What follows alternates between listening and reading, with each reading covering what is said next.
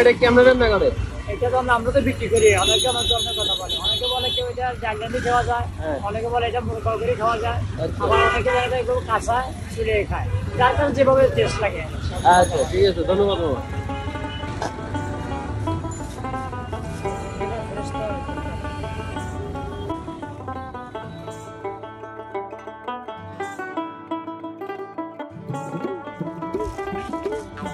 নাও, এগুলো কি? এগুলো দিয়ে ইউনিক কিছু বানাই দিবা, কিন্তু কোনো তরকারি না, ঠিক আছে? ইউনিক কিছু রান্না করবা। ঠিক আছে, ওকে। জামাই বলেছে এই পানি ফল দিয়ে ইউনিক কিছু বানায়। অনেক চিন্তা ভাবনা করে ডিসিশন নিলাম যে এটা দিয়ে পায়েস রান্না করব। সবাই তো তরকারির সাথে রান্না করে খায়, এমনি বাদাম হিসেবেও খায়। আমি না হয় ভিন্ন কিছুই করি। প্রথমে আমি ফলগুলোকে খোসা ছাড়িয়ে আলাদা করে নিব। যেহেতু এটা দুই পাশে বড় দুইটা কাটা আছে, তাই ইজি ওয়ে হচ্ছে মাঝখান থেকে কেটে দুই ভাগ করে ঠিক এই জায়গাতে একটু প্রেসার দিলে খোসা ছেড়ে আসবে।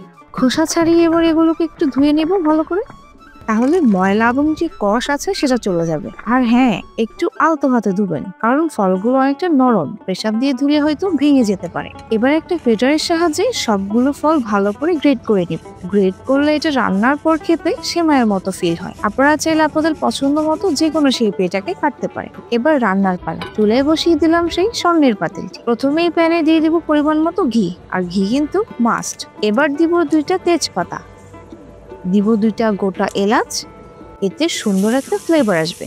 এবার গ্রেট করে রাখা ফলগুলো দিয়ে ভালো করে ঘিতে ভেজে দিয়ে দিব তরল দুধ। এখানে আমি প্রায় হাফ কেজি মতো গরুর দুধ দিয়েছিলাম। চিনি দিচ্ছি প্রায় হাফ কাপের মতো। যেহেতু ফলটা অনেক পানসা, তাই চিনির পরিমাণটা একটু বেশিই দিচ্ছি।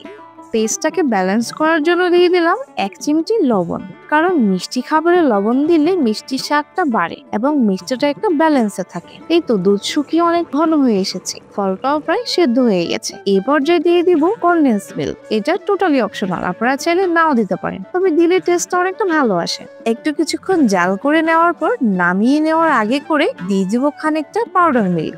এতে পায়েসটা অনেক ক্রিমি হবে। রান্না তো শেষ, এবার কিছু বাদাম কুচি ছিটিয়ে পরিবেশন করে নিলাম। তো আপনাদের কাছে আমার এই আজকের রেসিপিটি কেমন লাগলো অবশ্যই কমেন্টসে জানাবেন, আর বাসায় অবশ্যই এটা বানিয়ে ট্রাই করবেন, কারণ এটা এত মজা হয়েছিল যে আমি আরো কয়েকবার বানিয়ে খেয়েছিলাম। ট্রাস্ট মি গাইজ, আপনারাও এটার ফ্যান হয়ে যাবেন। এই ফল তো অনেকেই অনেকভাবে খেলেন, এবার পায়েস বানিয়ে খেয়ে দেখেন। বাসায় কেউ ধরতে পারবে না যে আপনি এটা কি দিয়ে তৈরি করেছেন। তো সবাই ভালো থাকবেন, বেশি করে খাবেন। আল্লাহ হাফিজ এভরিওয়ান।